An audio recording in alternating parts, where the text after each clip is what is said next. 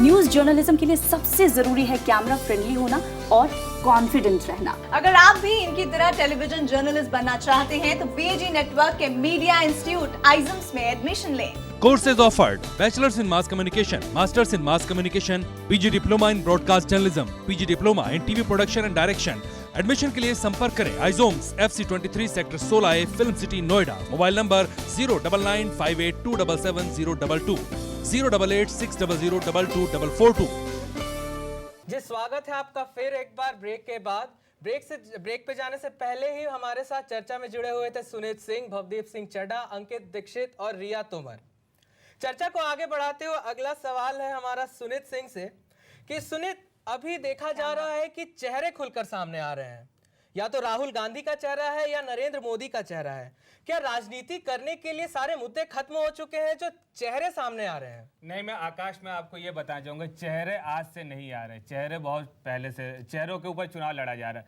नेहरू के नाम पे चुनाव लड़ती आई कांग्रेस, उसके बाद इंदिरा गांधी के नाम पे चुनाव लड़ा, उसके बाद राजीव गांधी पे, अब भी गांधी के नाम पे ही चुनाव लड़ा जाता है। तो चेहरों की राजनीति कोई नई नहीं है और इसमें कोई बुराई भी नहीं नजर आ रही है कि चेहरे के ऊपर राजनीति कर रही। बात मुद्दों की, मुद्दे भी तो हैं। हाँ तो सारे खत्म हो गए हैं। नहीं, मुद्दे जो भी जहाँ पे कांग्रेस में गांधी परिवार के अलावा कोई आगे नहीं आ सकता है। मुद्दे आ रहे हैं। राहुल गांधी भी अपना मुद्दा लेके चले कि हमारे सिस्टम की क्या, वो उन्होंने पावर के डिसेंट्रलाइजेशन की बात की।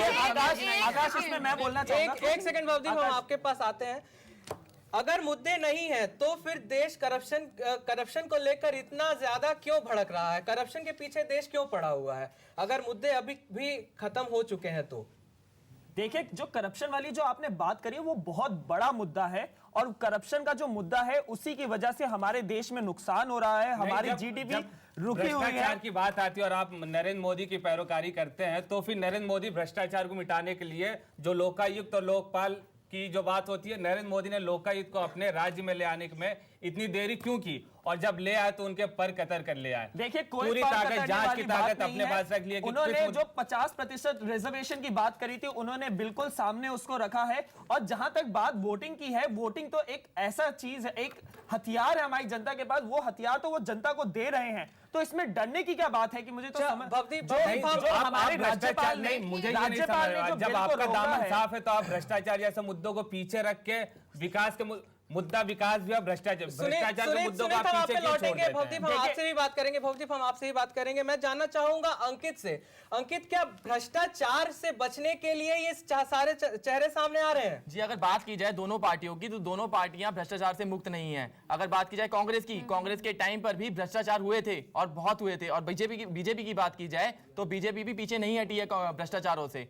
दोनों ही पार्टियां इसमें लिप्त हैं, इसलिए चेहरे सामने रखे जा रहे हैं मुद्दों को पीछे रखकर। अगर मुद्दे आगे रखे जाएं तो हो सकता है कि राजनीति अच्छी तरह से की जाए। वोटर भी समझदार है आजकल, मुद्दों को देखकर बात की जाएगी। आकाश, इसमें मैं एक बात बोलना चाहूंगा। फिक्की के सम्मेलन में नरेंद्र मोदी ने सीधे तौर पे ये बोला था कि हमें वोट बैंक पॉलिटिक्स से उठना होगा और डेवलपमेंट की पॉलिटिक्स अगर करेंगे तभी हमारा देश में कुछ बदलाव होएगा, तभी हमारा देश आगे बढ़ेगा। और इसी डेवलपमेंट की बात हर बार नरेंद्र मोदी करते आए हैं और वही डेवलपमेंट जो उन्होंने गुजरात में करा उसी वो देश भर में लाना चाहते हैं। मैं बौद्धिक, जो आप ये बात कह रहे हैं कि यहाँ पे वोट बैंक की राजनीति नहीं हो रही, ऐसी कौन सी मजबूरी है कि नरेंद्र मोदी जिनके ऊपर दाग है, अमित शाह जिनके ऊपर फर्जी एनकाउंटर का दाग, इन लोगों को केंद्रीय नेतृत्व में शामिल करके चुनाव लड़के पूरे हिंदुत्ववादी मुद्दे को चुनाव में ले आके सबसे पहले मैं आपको इस चीज में बोलना चाहूंगा, नरेंद्र मोदी के ऊपर कोई दाग नहीं है। सुप्रीम कोर्ट ने सीधे तौर पे बोला है कि नरेंद्र मोदी का इसमें कोई हाथ नहीं था। तो इसलिए आप जो शब्द बोल रहे हैं वो आप मेरे मुंह में शब्द मत डालिए। बीजेपी के पूर्व अध्यक्ष नितिन गडकरी, उनके ऊपर आपने अभी कहा कि, लेकिन अब हमारे अध्यक्ष दूसरे, अब पुरानी बात, अध्यक्ष क्यों पुरानी बात क्यों? यहाँ पे अगर इसमें मैं बोलना चाहूंगी, इन्होंने बोला कि फिक्की में इन्होंने वोटिंग पावर के बारे में बोला था, मेजॉरिटी की बात करी थी। लेकिन अगर वो गुजरात में देखा जाए तो वो अभी हमारा वहाँ पे हुआ था सद्भावना में, तो उन्होंने वहां से मॉमडन मुसलमान से क्यों उन्होंने अपनी रिस्पेक्ट जो वो दे रहे थे क्यों नहीं दिया? जो आप ये बात कर रहे हैं कि रिस्पेक्ट नहीं दे रहे थे, उसी के बाद गुजरात में चुनाव हुए थे। और मैं आपको बताना चाहूंगा कि आंकड़ों के हिसाब से गुजरात चुनावों में वहां पे करीबन 29 सीट्स ऐसी थी जहां पे ज्यादातर मुस्लिम थे और 29 सीट्स से पूरी 29 सीट्स बीजेपी को मिली है। रिया आपसे बात करते हैं। भवदीप मेरा आपसे ये सवाल है, मैं भी जो बोलना बात खत्म चाहूंगी। की, बस इनसे एक चीज, आंकड़ों की इन्होंने बात की, मैं इनसे ये पूछना चाहूंगा, जो आपने 29 सीटें गिनाई, 182 विधानसभा की सीट से 19 महिलाएं उसमें से हैं, आपने एक कितनी महिलाओं को मुसलमान दिया और है। कितनी मुस्लिम महिलाओं को आपने मुस्लिम टिकट महिलाओं को दिया? देखिए आप यहाँ पे फिर अगर से जो क्यों सीटों में संप्रदायों वोट- को ला रहे हैं? आप डेवलपमेंट देखिए ना, ठीक है मानते आप हैं हर आरक्षण जगह होना लेकिन- चाहिए। लेकिन भवदीप हम यहाँ आंकड़ों पे जाकर बात नहीं कर सकते। अगर यहाँ जाती हैं वो योग्यता के आधार पर भी टिकटें दी जाती हैं, ऐसा नहीं और है कि उन योग्य नहीं है, भवदीप उनको मेरा टिकट आपसे ये लोगों को सवाल ही है, सरकार ने भवदीप चुना। आपसे ये सवाल है कि अगर मुस्लिम वोटों का ध्रुवीकरण होता है तो भाजपा कैसे इन वोटों को मैनेज करेगी, कैसे इन वोटों को दोबारा अपनी तरफ खींच कर लेकर आएगी? नहीं, सबसे पहली बात है कि ध्रुवीकरण हो कहाँ रहा है? गुजरात के मुसलमान अभी भी नरेंद्र मोदी के साथ है, तो आप कैसे बोल रहे हैं कि ध्रुवीकरण देख हो रहा है? और सकते हैं। भाजपा को इन लोगों को प्रभावित करना पड़ेगा अपनी तरफ। वो लोग अभी भी भाजपा के साथ है क्योंकि वो भाजपा का कार्य देख रहे हैं, वो भाजपा की नीतियां देख रहे हैं, रणनीति देख रहे हैं। अच्छा भवदीप, जिससे वो 2014 के चुनावों हम में इसी सवाल पे सीधे तौर पे सामने भवदीप, हम आना इसी चाहते हैं। सवाल पे सुनीत की राय जानना चाहेंगे। सुनीत, इन्होंने जो बात कही कि लोग इनको भाजपा की नीतियों को देखते हुए उनको जिता रहे हैं, ठीक है, अभी ज्यादा दिन नहीं हुए, 5 महीने बीते हैं, हिमाचल प्रदेश में आप हारे हैं, उसके पीछे क्या रीजन? आप गुजरात में जीते वो तो दिखाते हो, उसका आप गुणगान करते हैं कि नरेंद्र मोदी ने हमें जिता दिया।